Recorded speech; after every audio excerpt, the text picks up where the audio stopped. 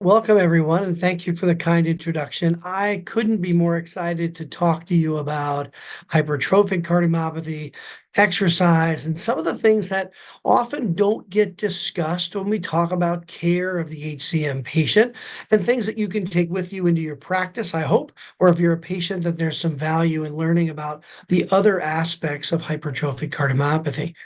Now, exercise is an important part of how we take care of all patients with cardiovascular disease. And as the sports medicine, the sports cardiology director and the hypertrophic cardiomyopathy program here at Atlantic Health, what we teach the fellows, what we teach the patients and the nurses is that this should be incorporated in virtually everything we do when we're caring for cardiac patients.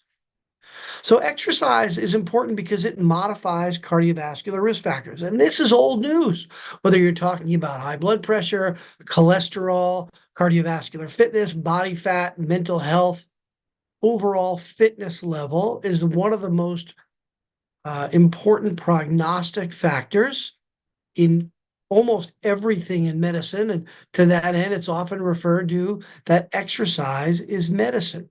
So whether it's aerobic exercise, which is what I'm showing you here, it improves all of the things you see here: heart disease, cholesterol, cancer, diabetes, postural imbalance, aerobic fitness. We talk about this regardless of the disease. Even during COVID, we now learned that exercise can help even those who have COVID, cancer, cardiovascular disease. Exercise is truly medicine. So should we exercise with hypertrophic cardiomyopathy is a common question. The patients ask it, the providers ask it, and we have now learned more in the last 5 to 10 years about how we can discuss this with patients, because that discussion in clinical practice has been a little bit confusing. So if you look back at old data, this is data from the Mayo Clinic, fitness is associated with prolonged survival and freedom from heart failure in those with hypertrophic cardiomyopathy. And this was published by Paul Sarajan in 2012, where you can see I'm highlighting the VO2 max above 18 or a VO2 max above 80th percentile for the individual. That's sex and age match controls are the strongest predictor for event-free survival and reduction or severity of symptoms. And the lower the peak VO2 gets, the worse the patients do long term. So the challenge has been we have that information, but guidelines prior to the 2020, they focused really on competitive sports. Who couldn't play? There wasn't a lot of discussion about who could and what should they do. No data to inform the majority of the folks we see who are not elite level athletes. They're recreational athletes, folks that are just trying to stay fit. And there was discordance between the European and the United States with regards to safety, even with moderate intensity activity. So we needed to change that, and we got some data to try and help with that, because we had that information juxtaposed with this. The guidelines now shown here in this Task Force 8 classic a description of static component on the left compared with dynamic component. And what we told people was, yeah, you should exercise, but you can't do virtually everything in this task force other than that bottom green one: bowling, cricket, golf, riflery, not exactly sports that we typically think about, and that's sports that really improve cardiovascular fitness. So it's changed since then, and we've learned quite a bit, but that discussion about exercise, don't exercise, risk for sudden death, what about the harms, led to some poor outcomes in those with HCM. So if you look at the guidelines for American Heart Association, which is what I'm showing you on the right, of 30 minutes, 5 days a week, up to 150 minutes a week or more of moderate intensity or vigorous activity, 75 minutes in total, less days, and some high intensity exercise, so weightlifting, the majority of the population of HCM did it worse than everyone else. 60% or more thought that the restrictions negatively impacted their well-being, especially if you were a leader or a competitive athlete, where we know the majority were disqualified before that 2020 guideline, leading to over half not meeting the minimum criteria for physical activity. And that led to poorer outcomes as HCM patients got older. So this is data looking at obesity from the SHARE registry, over 3,000 patients. Nearly two-thirds were men. The average age was about 47. And they found that you can see in these two Kaplan-Meier analysis that overall composite outcome as well as the heart failure risk was worse the heavier you are. Those bottom light blue lines are a BMI over 30, showing a worse outcome the heavier you got. So patients with obesity were not only more symptomatic, but it was an independently associated risk factor for adverse outcomes, including heart failure and atrial fib, irrespective of age, sex, left atrial diameter, obstruction or no obstruction, and their genetic status. So just obesity alone is a negative risk factor in HCM. No surprise to those who take care of patients. It is in almost every other disease as well. And then, of course, obesity, lack of exercise, high blood pressure, poorly controlled cholesterol leads to coronary artery disease. And again, in 2003, we learned that if you have concomitant coronary disease plus hypertrophic cardiomyopathy, the more severe you have, that green line across the bottom is obstructive coronary disease, the worse your outcome is, even out to a decade. So having both together is worse than having them individually. So it's important that we try and combat the coronary disease, which we know is definitely preventable. And then sudden death risk is always a challenge because it's a clinical dilemma. If you look across the board, the majority of those with hypertrophic cardiomyopathy do well. They have an annual overall low mortality for their lifespan. The majority of folks live well into their 80s. We consider this a disease of normal longevity or beyond, but we know that on occasion we see headlines that look like this, where we know it's a more common cause of sudden cardiac death. If you look at all of the causes of sudden death in young athletes, you can see hypertrophic cardiomyopathy is one of the more common structural abnormalities, in addition to acquired and electrical abnormalities. So for decades, we thought of this as the most common structural cause of sudden death, especially in young athletes. Now, contemporary data challenges that. And what you see in these multiple studies across the globe is that hypertrophic cardiomyopathy is still common and an absolute cause of sudden death. It is a little less prominent than we thought.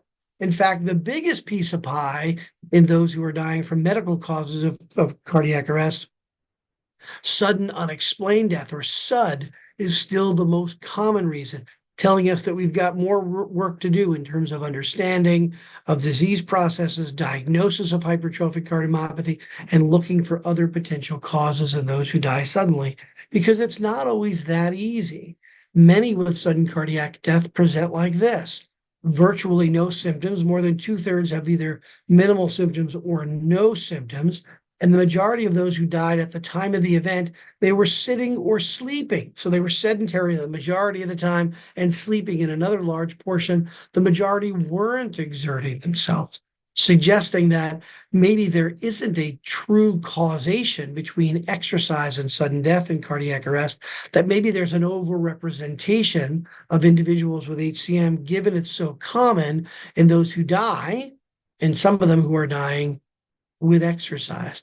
And there are some clear benefits to exercise in HCM. We're going to talk about some of these studies that support that in a minute, but it improves exercise tolerance. It improves exercise VO2 max, which I already told you is an important risk factor or prognostic marker for better outcomes in those with HCM. It has a potential for improving both the left ventricle size, the right ventricular size, and improved diastolic function, one of the primary drivers of breathlessness in those with HCM. And of course, we know about the other benefits: weight loss, improved longevity, metabolic profile, improved overall health and well-being, and the psychosocial benefits of community where people exercise together. There's real benefit in that, especially as you get older, this often is your group of folks that keeps you moving on a regular basis. So the data really started to emerge around 2017 to help support some of these discussions. This is from Sarah Saberi and Charlene Day, where they were both at Michigan looking at exercise in HCM and what's known as the RESET trial. 136 patients, mean age around 50, and they exercised them to moderate intensity for about 16 weeks or usual activity. And what they did was early on, week one, 3 sessions, 20-minute sessions, and they had a 60% heart rate reserve. And then little by little, they sort of dialed them up, a little more session, a little longer session, a little higher heart rate, and they continued that for out to 16 weeks. And what they found really important was that there was an absolute increase of VO2 that was just modest. They had a little bit of an increase, may reflect the age of the group, may have been too late in life, maybe not enough duration of time to show a marked increase in VO2. It could also have been that they're all medicated, that many of them were on AV nodal blocking agents, which can reduce your peak VO2. But many, if not all, had an improvement in their standardized functional assessment survey of over 8 points. But importantly, there were no major arrhythmic events. So that's a critical piece to this because we were worried about sudden death risk and the association, but we've yet to see that signal bear out when we start to look at it. This is another study, a younger group, age 32, 35 athletes. They were lower risk by ESC score, and they followed them for nearly a decade. And what they found was only 1 death in all of the 35, and it was an amateur tennis player who was walking, not participating in sport at all. All the others did well while participating in sport. So the outcomes showed from Polizia in 2018, no difference in the incidence of symptoms or events amongst patients who stopped or continued sport participation, which is what partially led to some of the discussion about a guideline change in 2020. Those 2 studies helped us talk more about these findings. So clearly mild to moderate intensity activity, that's been around for a while, but as we said, that message has been confused. We made it clear. It's important to exercise if you have HCM, but you want to have a comprehensive discussion with your expert, talk about what participation in sport you're looking for, what's the type of sport, and then talk about how to best risk stratify them and come up with a safety plan, which we'll talk about in a minute. And now more recently, what about vigorous exercise? We've now expanded it. What about a larger group of folks with HCM who say, I exercise more than just mild to moderate, and I've been doing it well for a while. Am I really at risk? Is there a higher risk for arrhythmias? Does exercising vigorously make things worse for me? And this was known as the LIVE HCM study, and they looked at over 1,660 patients enrolled and completed the study in total. More than 2/3 were men, 122 were under 18 years old, with the vast majority between 25 and 60 years old, and 92% had absolute overt HCM. What that means is that they also included a group of genotype positive, phenotype negative individuals. So that's a group that we know has a gene for it, but hasn't yet expressed it. And we wanted to see now more definitively, does this increase the likelihood that you're going to develop HCM? And what they found was that in that the vigorous group, it broke down as you see there. They were less active versus vigorous competitive versus vigorous non-competitive, and then moderate physical activity. The composite endpoints are death, cardiac arrest, syncope from an arrhythmia or an ICT shock in those who had one. But the study on the slide on the right portion of the slide shows that there's nearly complete overlap between the non-vigorous and the vigorous in terms of events, composite outcomes that you see on the left side. And then in percentage, you can see the patients experiencing that endpoint, death, arrest, or a lethal arrhythmia. There were really no differences between non-vigorous and vigorous activity. A really important large data set, mostly of older folks, mostly of white individuals, showing that this is a safe endeavor for moderate physical activity. So then we stretched a little further. A couple of months later, we published a return to play for elite level athletes. And we first showed this in March of 2023 and then published it in JACC a few months later.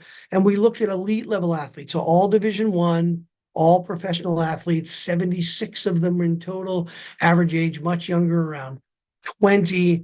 About a third of them were self-described African American or Hispanic or Afro-Caribbean, and most of them, more than half, were hypertrophic cardiomyopathy patients. 2/3 were Division I athletes, another third were professional athletes who had a known diagnosis of HCM. They were risk stratified and they were allowed to continue to play. Almost 3/4, however, were initially DQ'd or disqualified before they were seen by one of the centers involved, and then they provided them with shared decision-making and a return to play. And what ended up happening with the entire cohort was that 73 of the 76 said, I want to go back and play after I understand my risk. And of those, one patient had a breakthrough cardiac event with exercise, and 2 had cardiac events without exercise. Much like we saw in Live HCM, no real difference between exercise and not exercise. In fact, some small signal that without exercise, the events may have been higher. There were no deaths in this entire cohort. And then go back to that Task Force 8 that I showed you before. Remember all those areas that they weren't allowed to participate in? That's the group we included. Basketball players, football players, canoers, runners, sprinters, cross-country athletes, downhill skiing, cross-country skiing. So that this was a self-described higher risk population of both men and women. And what we concluded at the end of this was that after careful evaluation by an expert, risk stratification and shared decision-making, an exercise plan, even for those Division I of the pro athletes, can be done for return to play. And that's what was reflected early on in that 2020 guideline, where we went beyond that mild to moderate and moderate physical activity group. And now we said, even in that lower group, in that elite level group, there still is a potential for you to participate in sport after you see a provider, after you talk about what your risks are, you're risk stratified, you're optimized. In that population, although small, we have the opportunity to still offer them a chance to continue to play. And we've seen this transition over the last 15 to 20 years. In 2005, it was disqualify, people are ineligible, we don't allow them to play. And now more recent guidelines, including the HCM guidelines, we're seeing a more thoughtful approach where they're moving away from a yes or no and more of an advocate for risk assessment. And what we refer to is, this is shared decision making. This is including clinicians and patients in all of the decisions. And rather than a paternalistic decision, it is now an informed choice where you've got an opportunity to talk more to the individual, understand who they are, what the patient's values are, and then come up with a consistent decision that requires ongoing surveillance. But rather than just kick them out, we're going to have a discussion about what their benefit is. And this is what the guidelines really highlighted. When you look at the authors of this, of course, of which I was one of them, their top 10 take-home messages, they included this change in sports and exercise and a massive change in shared decision-making, where it was now front and center. It's literally the first thing we talk about in the HCM guidelines. It's a class 1 indication to have shared decision-making discussions for patients with HCM. Now, I'm not talking about just athletics. I'm talking about all of the aspects of hypertrophic cardiomyopathy, whether it's surgery or genetic testing or participating in research or an ICD or getting pregnant or not. This is all an important shared decision-making discussion that is required for all of us when you're seeing patients, which is why it's so complicated to see the patients. It's not simply, are you symptomatic or not? Do you need an ICD or not? Do you need genetic testing or not? All of that requires an advanced discussion, and lifestyle, nutrition, and exercise are part of that, because it is an important part of how we manage all patients with cardiovascular disease. We wrote about this on acc.org. This is a free download for you. For those of you who take care of athletes, or if you're a school nurse or you're an athletic trainer, you can download this free from the website shown here on that QR code. And it talks about what is HCM, what's the safety discussion about exercise in HCM, and then how do you create some strategies. Are you getting seen and getting an exercise prescription from your cardiologist? Are AEDs available? Do we develop an emergency action plan for the individual? Do the folks that are around that individual, do they know CPR? Do they know how to handle an AED? Where is the AED? Can we train them? And then the importance of the other parts: hydration, nutrition, sleep, and then when to worry. What are those symptoms to be concerned about? And it really helps point that athlete away from I'm sorry, can or can't I, or how, and now more to a how do I do that? What's a mechanism to do that? So these are the key components that we talk about in our program for cardiovascular exercise prescription, even in those with HCM, and it's based on this FITT model: frequency, intensity, time, and type. And we can use their stress testing data, their resting heart rate data, many of their Fitbit data to try and come up with an exercise plan. And it can be individualized. It can change with time. It can be increased or escalated or decreased depending on how the individual is feeling. So everybody with HCM deserves an exercise plan. We should have a discussion with them every time about what those risks are, and have a shared decision-making discussion, just like every other aspect of HCM, based on who that individual is. What are their risk factors? How old are they? Symptoms, their distribution, exercise performance, and then what's the individual say on this? What's the sport being considered? Are they the punter? Are they the wide receiver? Are they the running back? Are they a baseball player? Are they a field hockey player? What's the patient and the family's risk aversion? And incorporating all of that into that exercise plan where we say, what are you going to eat? What's your hydration schedule? Is this aerobic? How are you going to incorporate weight training? What's the safe way to do this? Controlling your cardiovascular risk factors are those of us who are getting older. And then that safe environment. Are you safe to be in that environment? And that's where the AED comes in. So diet and hydration, you see, are on there. I wonder if we're doing a good job talking to the patients about this, because the symptoms, as we know in HCM, are often related to their obstruction. This is really a disease of obstruction. Over 2/3 will have obstruction either at rest or with provocation. And we know that with more vigorous contraction, higher heart rates, like with exercise, the symptom gets worse because the obstruction gets worse. Lower blood pressures, decreased volume, dehydration, like in those who have hypertrophic cardiomyopathy who are exercising, their volume of distribution goes down, and all of these occur with physical exertion. So remember that this comes from SAM and obstruction, and we can easily see this on an echo. So this animation down below shows what I'm hopefully showing you here on this red arrow: clear obstruction, SAM with septal contact leads to obstruction that absolutely gets worse when you exercise. And that's the pathophysiology of the symptoms. That obstruction leads to mitral regurgitation, diminished cardiac output, ischemia, and the symptoms that go with it: chest pain, pressure, breathlessness, fatigue, all of the important features related to obstruction.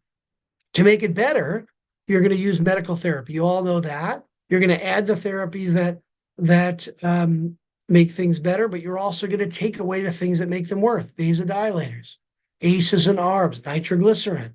You're going to avoid other scenarios where you get vasodilatation. Whirlpools, saunas, sildenafil can always are also vasodilators. It doesn't mean you can't have a glass of water, alcohol. It doesn't mean that you can't go in the whirlpool, but it means it's probably going to make you more symptomatic. And that's where that discussion leads to: are you staying hydrated? Water, sports drinks, and avoiding high-dose diuretics are really important in this group. Hydration is critical. Now, in diet, we know that diet's important, not only hydration, which we're going to talk about more in a minute, but we know that obesity is a risk factor. We talked about it earlier, for poorer outcomes in those with HCM. So it's really all about calories in and calories out for the most part. Maintaining a healthy weight is a balancing act between what you take in and what you burn. But it's gotten harder over the last several years because the foods changed. So here's an example of a turkey sandwich 20, 25 years ago. It was smaller. The portion size were more appropriate. It was more like 320 calories. And now today, you get a huge sandwich, about 820 calories. So that difference can be 500, 600 or more even based on a simple sandwich. So portion control and knowing what you're eating is important, because to burn off that difference in calories, you're going to have to spend a lot of time on the treadmill to burn off a level of 500 calories, depending on the individual and how vigorous you burn it through. In addition, we know that hydration and bigger meals makes things worse. So this is old news published from Jamil Tajik and colleagues years ago, showing that resting obstruction can be mild if you're fasting, but if you're postprandial after a big meal, it can become quite severe just with that larger meal. You get splanchnic dilatation, blood towards the stomach to try and digest all that food. It makes the obstruction worse. So we talk about maintaining a healthy body weight. Leaner individuals with HCM do better. Watch your calories, watch what you eat.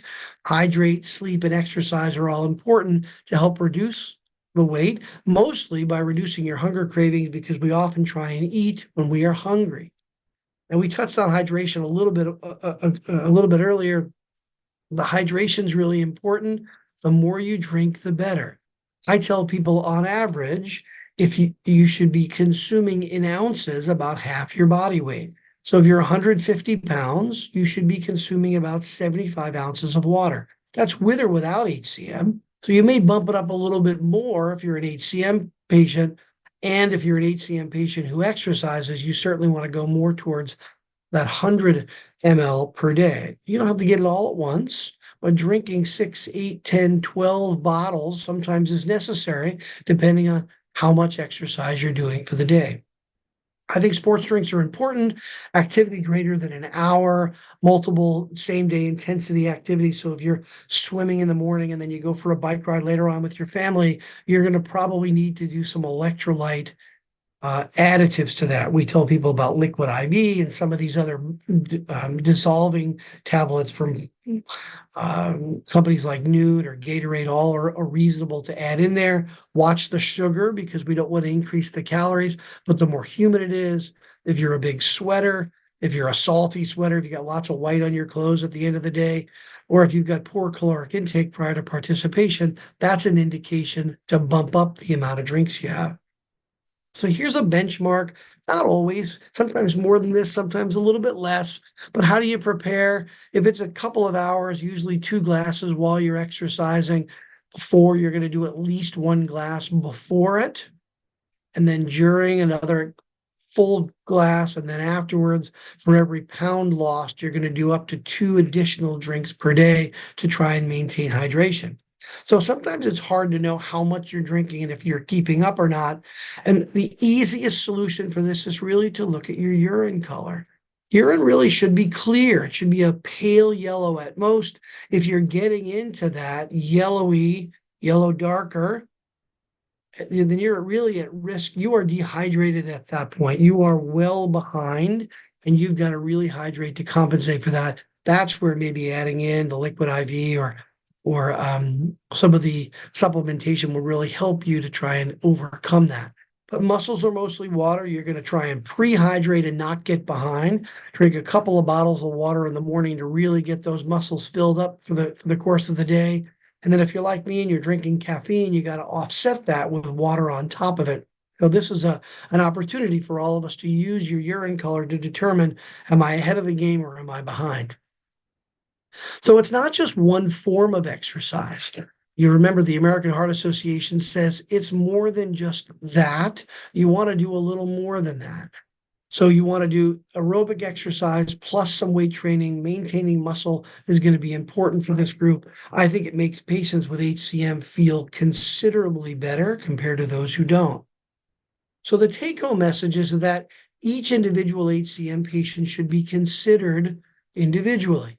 It's a treatable disease for all the pieces you know about, and exercise comes into that as well. Each patient is highly variable in its expression and management and clinical course. And as Steve Amon says, there really is no typical HCM patient. So when you're seeing your patients, hopefully you'll take home with you that exercise in HCM patients is needed. it should be discussed with all patients with HCM, regardless of the level of intensity. Each of them has some level that they can compete in, and it's a chance for you to educate them on what they can and can't do. Yeah, exercise in HCM provides a better quality of life. It improves exercise outcomes. In treatment compliant patients, even in the elite athlete, we can develop an exercise plan that's safe for the individual, that allows them to compete at a stage in life that they can be fulfilled and still have benefit from participating in group level sports. It's a risk assessment. An exercise plan, hydration, and a safety strategy are really required for handling patients with hypertrophic cardiomyopathy. And remember, there are really no absolute decisions. Ongoing risk assessment is usually required, and there's never going to be a perfect strategy. This is an unpredictable disease with a heterogeneous distribution, so you have to be prepared for this. And you recall earlier, we talked about a safe environment. They should really be in a place where they know there's an emergency action plan and an AED available. It's not to make them nervous. It's not to make them scared. It's to prepare for it, because we know that sudden cardiac arrest is variable. It's poorly predictable. So having a plan ahead of time, utilizing both an AED and hand-holding CPR is important. The athletes fall over when they're exercising, and we know that they have hypertrophic cardiomyopathy. This is an important next step for that group to improve survival. If you look at the individuals who have had very public cardiac arrest over the last several years, it has been the AED that has saved all their lives, not a screening process and not another preparation. Emergency action plans and AEDs are the key.